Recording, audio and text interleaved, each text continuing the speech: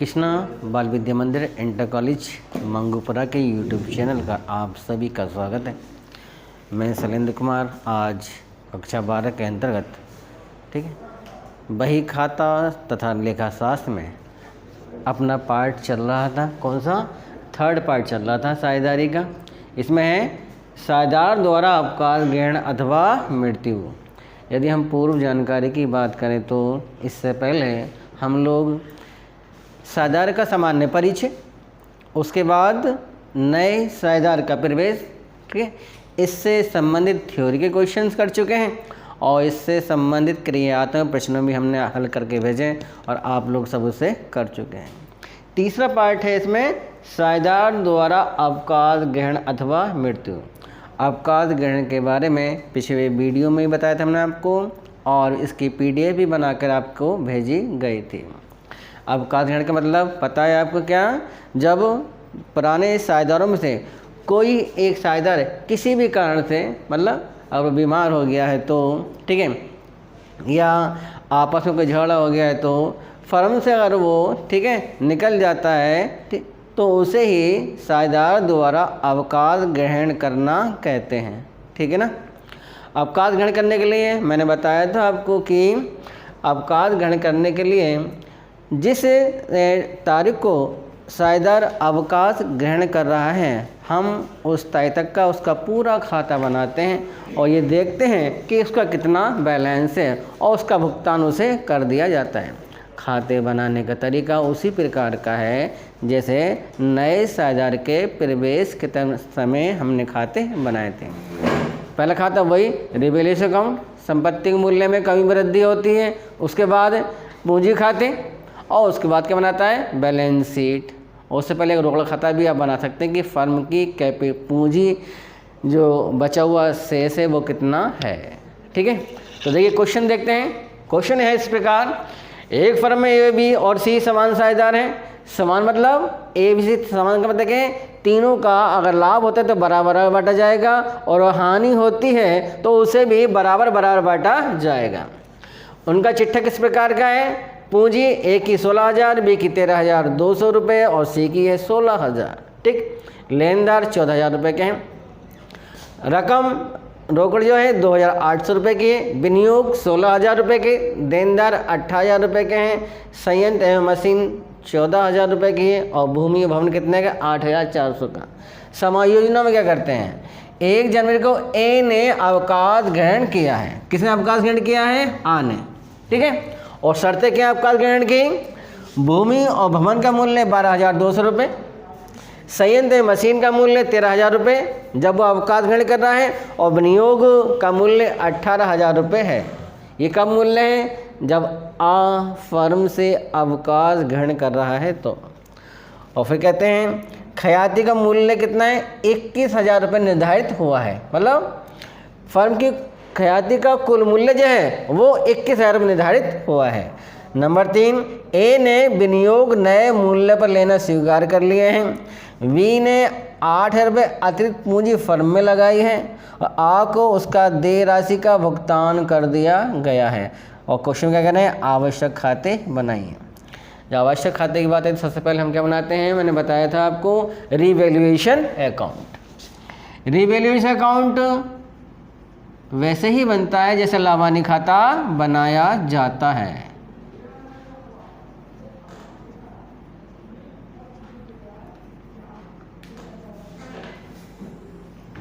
Revaluation account क्यों बनाते हैं हम?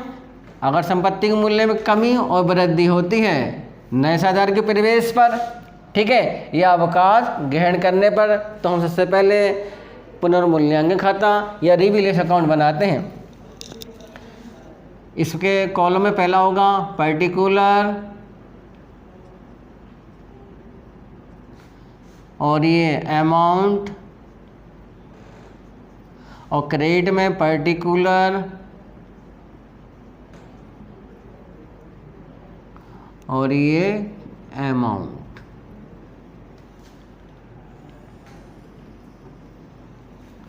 अब देखिए भूमि भवन मूल्य कितना है? 12,200 और भूमि भवन मूल्य था कितना हमारा? 8,000 था। अब कितने का है 12,200। इससे मूल्य 12,200 है और पहले था 8,400।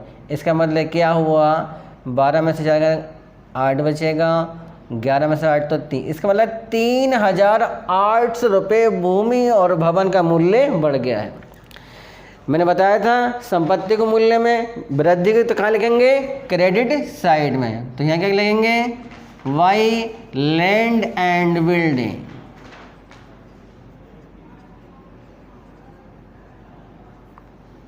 ₹3,800। ठीक, फिर इसके बाद देखिए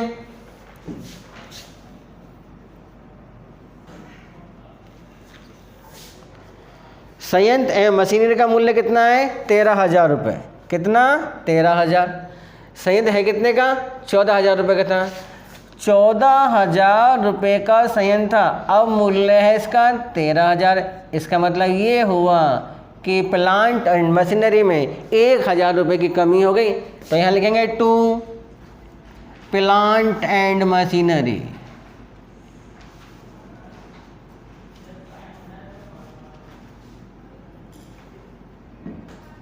कितनी कमी हो रही है 1,000 रुपये की।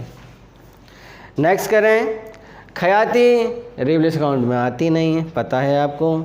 और ए ने विनियोग नए मूल्य पर लेना स्वीकार किए हैं। तो विनियोग का मूल्य है कितना हमारा 18,000 रुपये का। पहले कितना मूल्य था विनियोग का 16,000 था। ठीक है, अब कितना है 18,000। इसका मतलब 2,000 रुपये विनियोग का मूल्य बढ़ गया है। तो लिखेंगे बाई इन्वेस्टमेंट कितना 2,000 रुपये।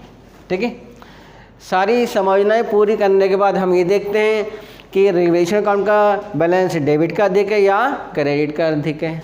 तो यहाँ किस साइड का योग अधिक है बच्चों, क्रेडिट साइड का। कितना योग आ रहा है इसका 3 और 2 5,800 रुपये। ठीक, और डेबिट कितना है 1,000। तो 5,800 में से 1,000 हम घटा देंगे, कितना बचेगा 4,800 रुपये। ये क्या हमारा प्रॉफिट हो रहा है रिवरेशन अकाउंट के अंदर।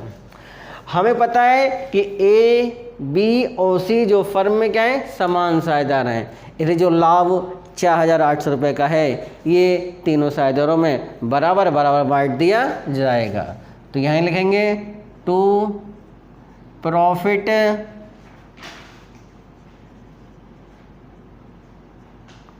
Transfer to capital account, A B और सी। 3 साझेदार हैं, 4,800 रुपये का प्रॉफिट है। तो बराबर बराबर 1/3 इस तरह से निकालेंगे। 4,800 का 1/3, 3 से भाग 3 एकम 3, 1 बचेगा और 3 छंग 18, 1,600 ए का लाभ हो गया, 1,600 बी का लाभ हो गया और 1,600 सी का लाभ हो गया।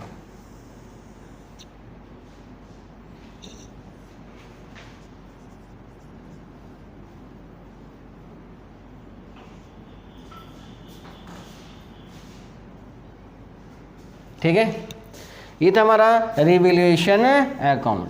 इसमें किसी को परेशानी। ठीक है, रिवैल्यूएशन अकाउंट हमको वैसे ही बनाना है जैसे हम पहले नए साझेदार के प्रवेश के समय बना चुके हैं। ठीक है, लाभ और हानि जो होती है वो पुराने साझेदारों के पुराने अनुपात में उनके पूंजी खातों में क्रेडिट कर दी जाती है। तो ये था हमारा रिवैल्यूएशन अकाउंट। इसके बाद कौन सा खाता बनता है पार्टनर्स कैपिटल अकाउंट। ठीक है, इसके बाद बनाएंगे हम पूंजी खाते। देखिए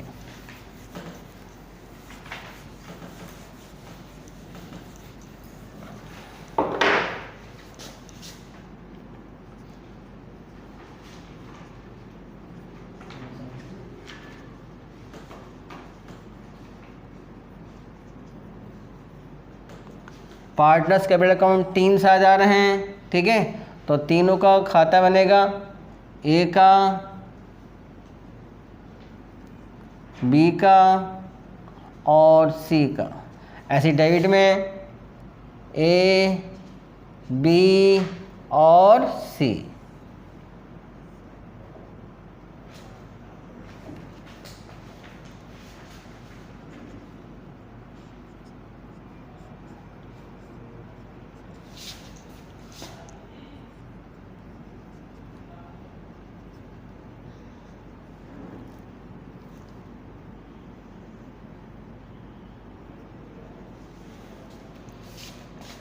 ये विवरण कब लिखें? Particulars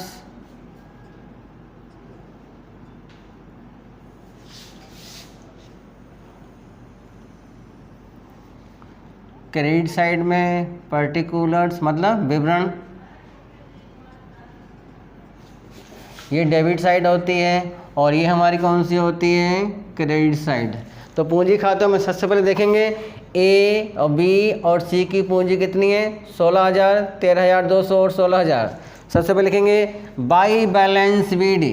by balance B D शेष आगे लाए, by balance B D. A की पूंजी कितनी है? 16,000 रुपये की। बी की पूंजी कितनी है? 13,200 रुपये। और सी की पूंजी है 16,000 रुपये की। ये पता है छात्रों, सबसे पहले जो पिछला बैलेंस है पूंजी खाते का वो इसके अंदर लिखा जाता है। उसके बाद हमने जो खाता बनाया था अभी रिवेन्यू अकाउंट के अंदर, प्रॉफिट कितना आया था हमारा? 1,600, 1,600 और 1,600। यहाँ लिखेंगे वाई रिवेल्यूएशन अकाउंट, प्रॉफिट ए का, प्रॉफिट बी का और प्रॉफिट सी का। ठीक, इसके बाद विनियोग थे हमारे 16,000 के, लेकिन जो साझा रिटायरमेंट ले रहा है उसने विनियोग को नए मूल्य पर लेना स्वीकार कर दिया है। तो विनियोग उस साझा के पूंजी खातों में डेबिट में लिखा जाएगा टू इन्वेस्टमेंट।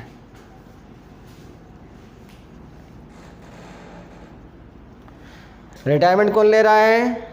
ए ले रहा है। तो ए के खाते में कितना लिख दें यहाँ पे? 18,000 रुपये। ठीक है। उसके बाद खयाती का मूल्यांकन कितने किए गए? 21,000 रुपये।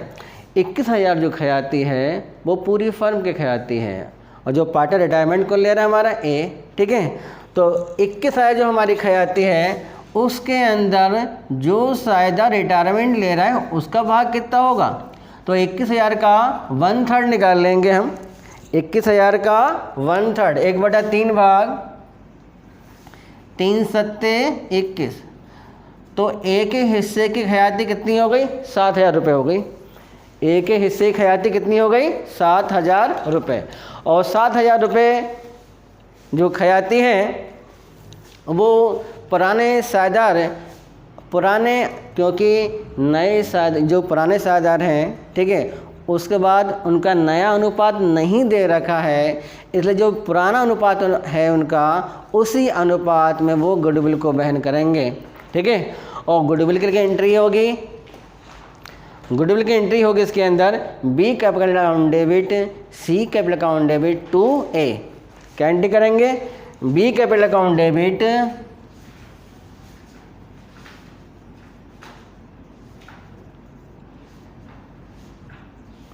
और सी कैपिटल अकाउंट डेबिट और टू ए कैपिटल। ठीक है, टू ए कैपिटल। जब बराबर साझेदार हैं और 7,000 रुपये ए के हिस्से की गुडविल है, उसको पुराने साझेदार में बांटेंगे तो कितना आनी चाहिए छात्रों? 7,000 का हम 3 साझेदार थे, अब साझेदार कितने रह गए? 2। ठीक है। उनका बराबर अनुपात कितना होगा? 1/2 और 1/2।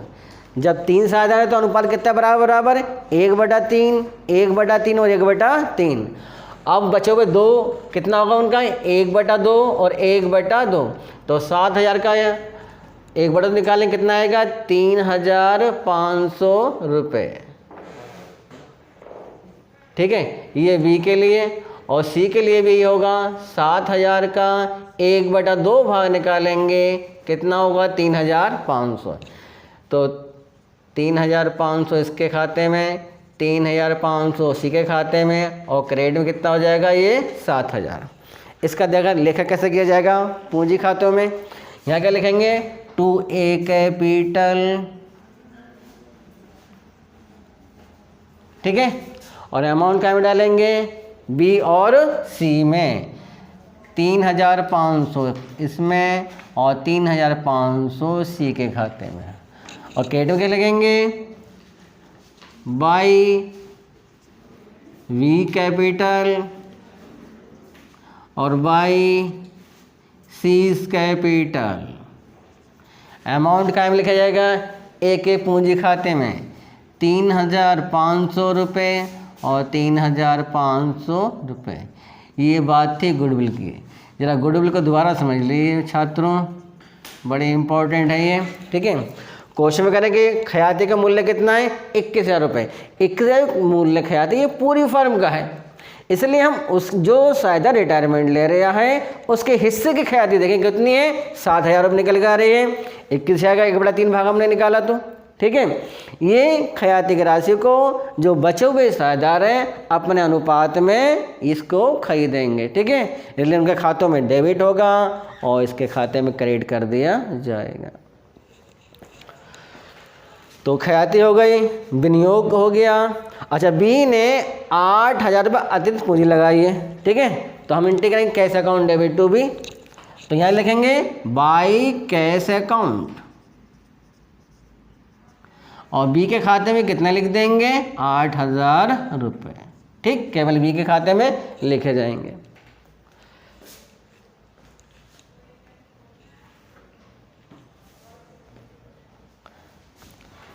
रिटायरमेंट एज जो साझेदार अवकाश ग्रहण कर रहा है, पहले हम उसका देख लेंगे उसका योग कितना है। 16 और 1 17, 3 20, 3 23 और 24,600 रुपये का टोटल से क्रेडिट का, ठीक है। 24,600 में से इसने क्या करा है? 18 के विनियोग ले लिए हैं, वो हम घटा देंगे। कितने के? 18,000 रुपये। तो बच कितने रहे हैं इसके? 6,600 रुपये। हमने जो साझेदार रिटायरमेंट ले रहे हैं उसको हमें कितना भुगतान करना है? अब 6,600 रुपये का। तो यहाँ क्या लिखेंगे? ए डेबिट टू कैश, यानी टू कैश अकाउंट। कितना? 6,600 रुपये। और इसका खाता क्या होगा? बंद कर दिया जाएगा, ठीक। ये वाला पार्टनर तो कौन सा? जैसे रिटायरमेंट लिया था, ये तो इसके लिए बात थी। और बचे हुए साझेदार कितने हैं हमारे? 2 हैं, बी और सी। अब बी का टोटल देखते हैं कितना है। बी का टोटल है कितना? 13,000, एक 14,000, 14 और 8 कितना जगह? 22,800 रुपये। कितना टोटल रहा इसका? 6 2 8, ठीक है। 3 4 8 4 12 और एक 22,800 रुपये। 22,800 में से 3,500 रुपये आप लेस कर दोगे डेबिट साइड का योग जो इसका है, तो बच कितना रहा इसका? 8 में 5 घटाएंगे तो 3 बचेगा और 12 में से 3 घटाएंगे तो 9। यहाँ कितना बचा? 19,300 रुपये। इसका मतलब यह हुआ कि बी की जो पूंजी इस समय वो 19,300 रुपये की है। यहाँ क्या लिखेंगे? टू बैलेंस सी डी, शेष आगे ले गए 19,300 रुपये। और इसका योग कर देंगे, खाता बी का ये बंद हो जाएगा 22,800 रुपये से, ठीक है छात्रों। ऐसे सी का देखिए टोटल करिए, 16,000 और 1,600 कितना हो गया? 17,600 रुपये का कुल योग है इसका, ठीक है। और डेबिट साइड का योग कितना है इसका? 3,500। तो 17,600 में से हम 3,500 को घटा देंगे तो कितना बच रहा है इसका? 14,100 रुपये। तो सी की कैपिटल कितनी है इस समय? 14,100 रुपये की। तो छात्रों पहले हमने बनाया था रिवैल्यूएशन अकाउंट, ठीक है। अब ये कौन सा था? पूंजी खाते, साझेदारों के पूंजी खाते। पूंजी खाते के अंदर 3 साझेदार थे, ए ने रिटायरमेंट ले लिया है। बी की पूंजी अब कितनी है? 19,300 है। और सी की पूंजी कितनी है? 14,100 रुपये है, ठीक है। ए को हमने कितना पेमेंट कर दिया? 6,600 के हिसाब में इसका फाइनल कर दिया है। इसके बाद क्या बनाएंगे हम? आर्थिक चिट्ठा, मतलब बैलेंस शीट। 3 खाते, जब भी छात्रों साझेदारी के अंदर वो कहते हैं कि आवश्यक खाते बनाइए, तो आवश्यक खातों में आपको 3 खातों तो बनाना जरूरी है। Revaluation account, partners capital account और तीसरा आर्थिक चिट्ठा मतलब बैलेंस शीट। ये तो समझ में आ गया आपको। अब इसके बाद क्या बनाएंगे हम, बैलेंस शीट, वो देखिए।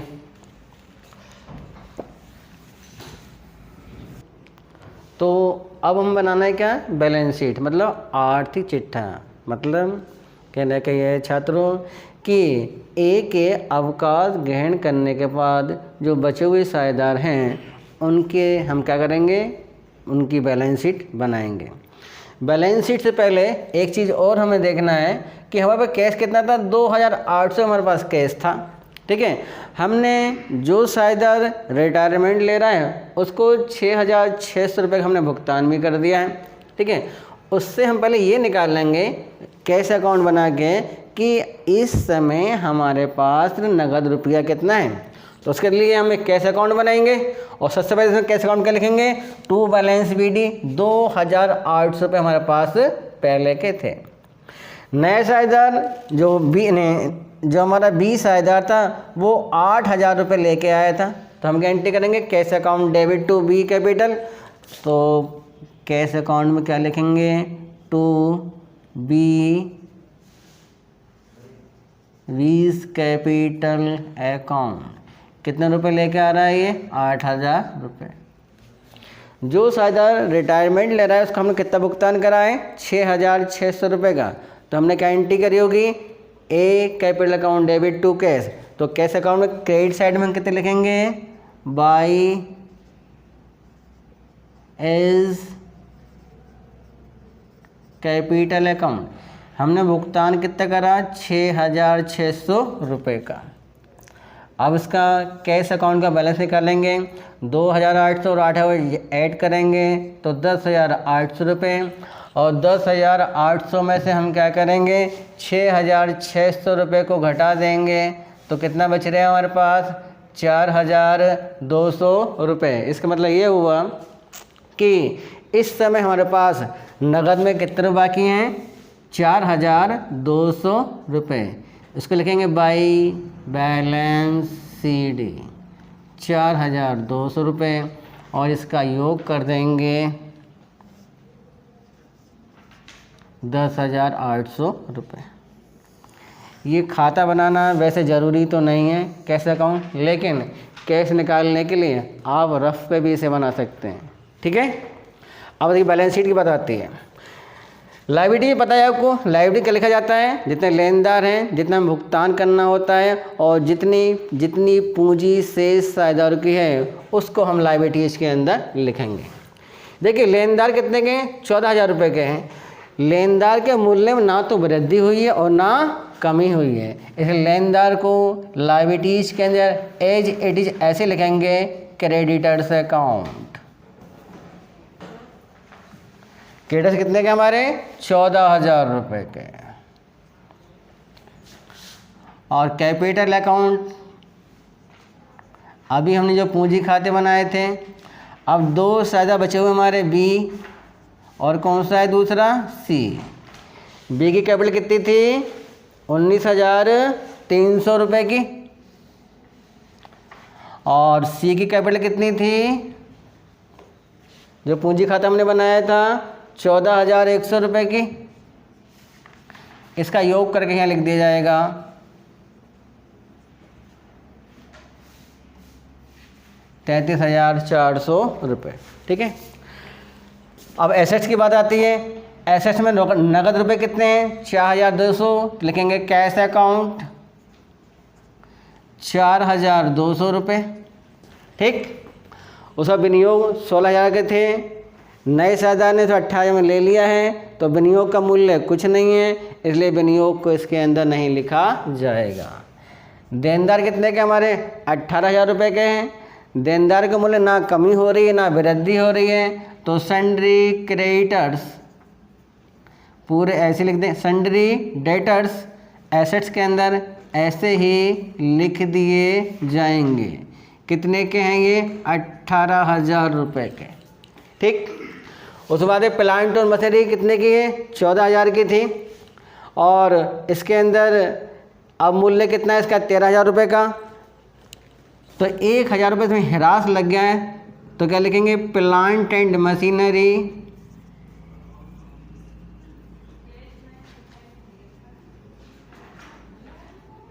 14,000 रुपये माइनस डेप्रीशिएशन कितना है 1,000, घटा के बाहर कितना लिखेंगे हमसे 13,000 रुपये। ठीक है, उसके बाद बात आती है भूमि और भवन की। भूमि भवन है कितने का हमारा 8,400 का है, लेकिन वर्तमान मूल्य कितना है इसका 12,200 रुपये का। तो लैंड एंड बिल्डिंग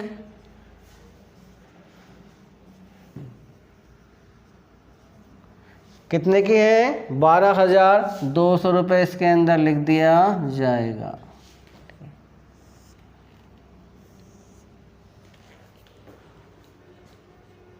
उसके बाद बैलेंस शीट का योग बराबर आना चाहिए, पता ही आप लोगों को। यदि बैलेंस शीट का योग बराबर होता है इसका मतलब ये हुआ कि जितने भी खाते हमें तो बनाए वो सारे के सारे खाते हमारे ठीक हैं।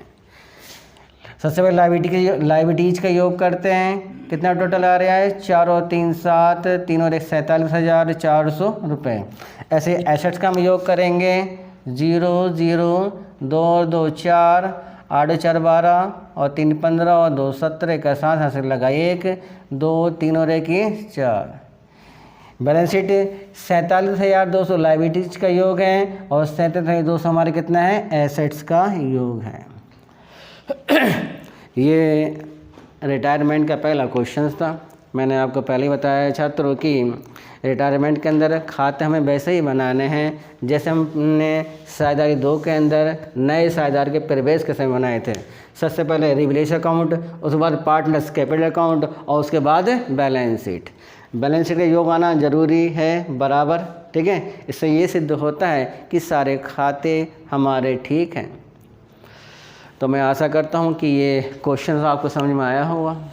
साझेदारी बहुत इम्पॉर्टेंट चैप्टर है और बोर्ड्स के अंदर साझेदारी 20 मार्क्स की आती है, लेकिन साझेदारी के हर क्वेश्चंस के लिए और उसके थ्योरी को ध्यान से पढ़ना जरूरी है।